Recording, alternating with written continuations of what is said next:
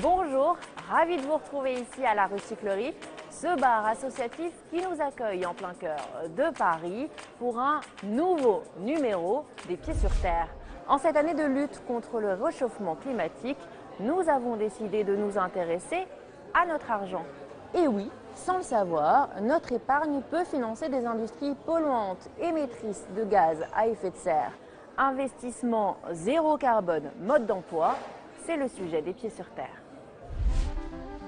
Chaque jour, il faut décharger la camionnette remplie de bouteilles, canettes, gobelets et papier pour les trier. Chaque jour, les joyeux recycleurs collectent 250 kg de déchets auprès de 150 petites et moyennes entreprises en Île-de-France. Les joyeux recycleurs, une entreprise fondée il y a 2 ans par 2 amis, et au départ, rares sont les banques qui ont cru en leur projet. Les investissements de démarrage principaux, c'était pour s'acheter un camion, avoir quelques racks de rangement dans notre entrepôt et un peu de matériel logistique.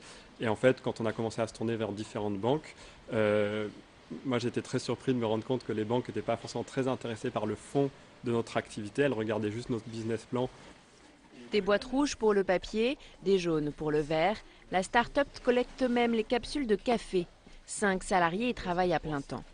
Et tout cela n'aurait pas été possible si la Nef, une banque éthique coopérative, ne leur avait prêté les 15 000 € nécessaires, séduite par la dimension écologique et sociale du projet. Quand on fait des collectes, on a 2 personnes qui travaillent dans le camion, une personne qui conduit et une autre personne qui est une personne en insertion. Donc voilà, on a ces différentes dimensions de l'entreprise. On avait à cœur d'avoir ces éléments-là. Donc c'est à la fois une entreprise où l'objectif c'est de pouvoir payer des salariés et être rentable, mais aussi d'avoir une redistribution sociale au sens large. Des dossiers comme celui des joyeux recycleurs, dans les locaux de la Nef, on en examine toutes les semaines. Aujourd'hui, la banque est sollicitée par une entreprise qui réalise des prévisions météorologiques pour la filière photovoltaïque. Eux, ils nous sollicitent, alors c'est une entreprise depuis 2009, pour un montant assez important de 200 000 €. À mon avis, cette entreprise, elle permet aujourd'hui aux acteurs de la filière photovoltaïque de pouvoir avoir accès à des données qui leur permettent de mieux calibrer leur production en conséquence. Je pense que c'est une entreprise qu'on doit pouvoir être amené à soutenir financièrement. Voilà.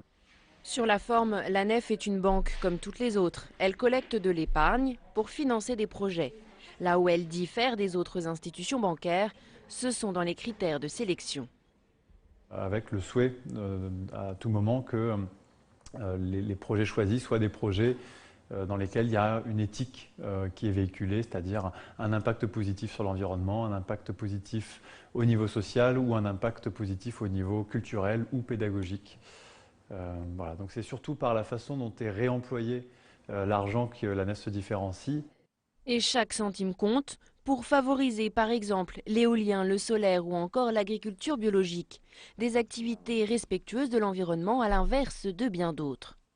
Tout ce qui est, je dirais, tabac, armes, charbon, industrie polluante, ça c'est exclu d'office de nos champs d'intervention.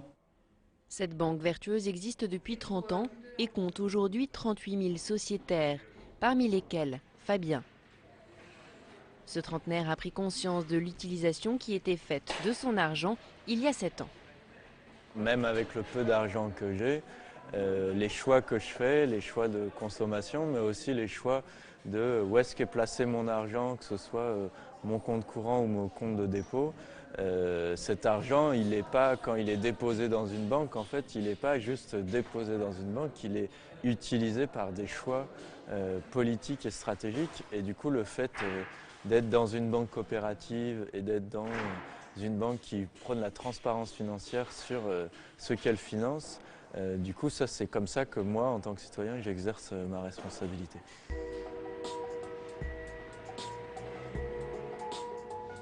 Mais certaines sociétés vont plus loin et proposent aux plus audacieux d'entrer directement au capital de PME respectueuses de l'environnement.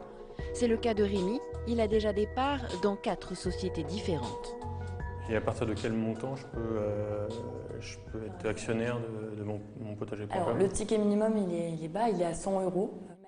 Investir directement dans les entreprises, c'est ce que propose cette plateforme de crowdfunding, soit du financement participatif.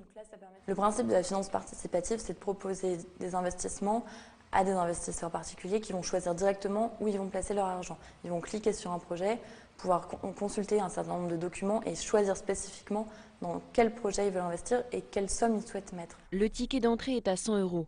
Les particuliers redonnent du sens et de la transparence à leur argent. Et comme tout investissement, le risque de perte est bien réel. Avant d'investir, on va même pouvoir poser des questions à l'entrepreneur, lui demander mais c'est quoi votre marché, vous parlez de vous développer à tel endroit, vous allez faire comment, c'est quoi vos marges, c'est quoi votre façon de fonctionner, etc. Donc on peut vraiment se faire une idée de quel est le business model de cette entreprise. On n'a pas des comptes dont on ne peut plus rien comprendre parce que c'est trop compliqué, etc. Pour le rendement, mieux vaut être patient, c'est plutôt du moyen ou long terme. Et c'est peut-être ça, l'épargne durable.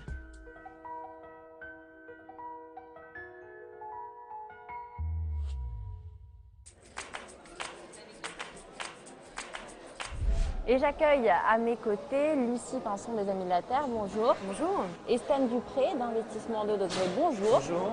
Alors on l'a vu dans le reportage, des clients très au fait, très impliqués dans la gestion de leur argent et de leurs investissements, mais la plupart du temps, les clients des banques ne font pas forcément le rapport entre le lien entre leur compte courant ou leur livret d'épargne et le réchauffement climatique.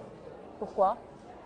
Les clients n'ont pas conscience des impacts de leur argent et du choix, de l'importance de bien choisir leur banque, leur compte courant et leurs produits d'épargne.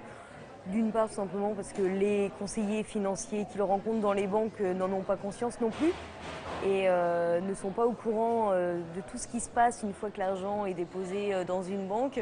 C'était pas un sujet jusqu'à aujourd'hui. Donc avant la crise financière, vous demandiez à un épargnant où va votre argent, il n'avait pas conscience du fait que ça n'allait pas dans une tirelire en y restant comme ça.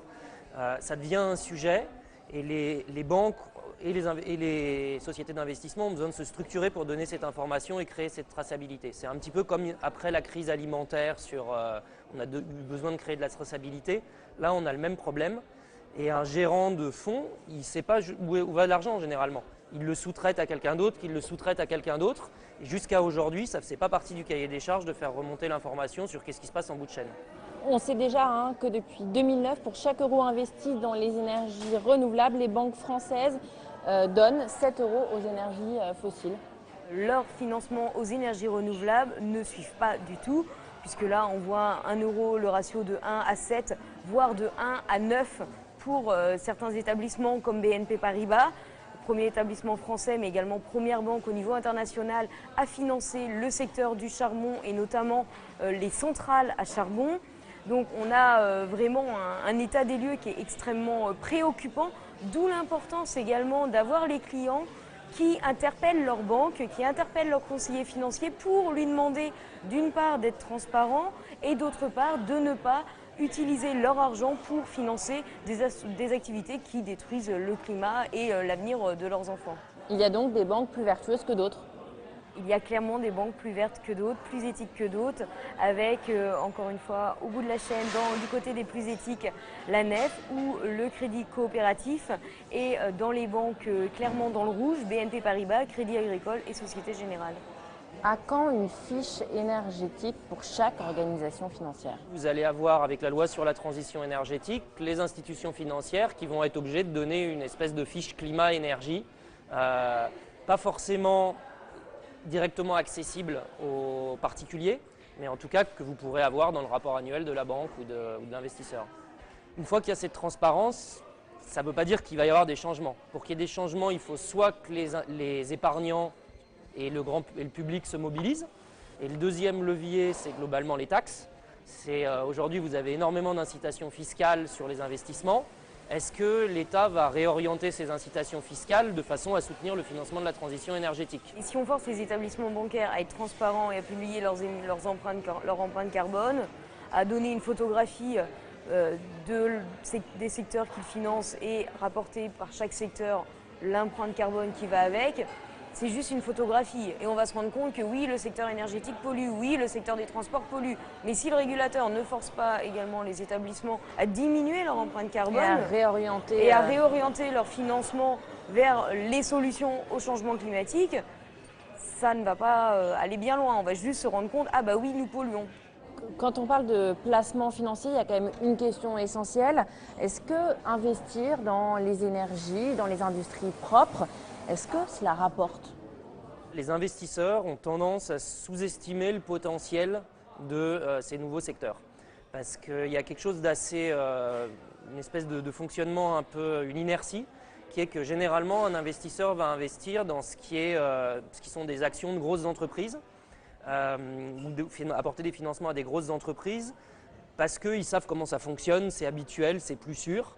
Et ils peuvent comparer ça avec ce qui s'est passé dans le passé. Et donc, un peu par définition, ils excluent les nouveaux secteurs qui émergent et ils ratent pas mal d'opportunités. Et donc, si vous regardez c'est un portefeuille, par exemple, d'actions investies sur les 3 à 5 dernières années, et que vous essayez en gros de le comparer au même portefeuille, mais qui aurait été investi de façon cohérente avec les objectifs climatiques, vous apercevez qu'en fait, le portefeuille 2 degrés, cohérent avec les objectifs, fait légèrement une meilleure performance que le portefeuille normal, et c'est notamment lié au fait que vous ayez pu investir dans les énergies renouvelables et dans les véhicules électriques. On sous-estime le risque présent dans les secteurs des énergies fossiles, tout simplement parce qu'il y a énormément de subventions publiques qui maintiennent ces secteurs artificiellement, et également parce que ces secteurs-là ne portent pas le coût des impacts négatifs sur l'environnement ou sur la santé des populations.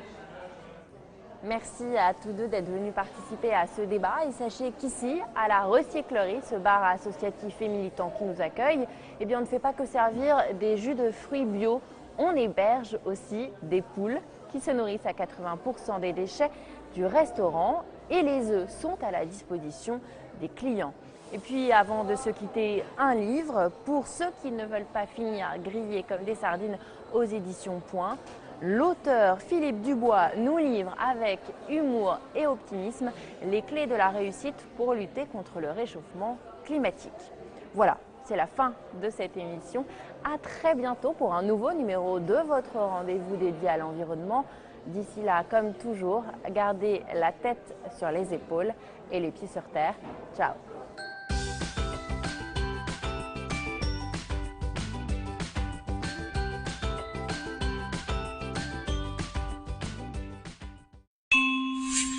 Vos rendez-vous avec Public Sénat.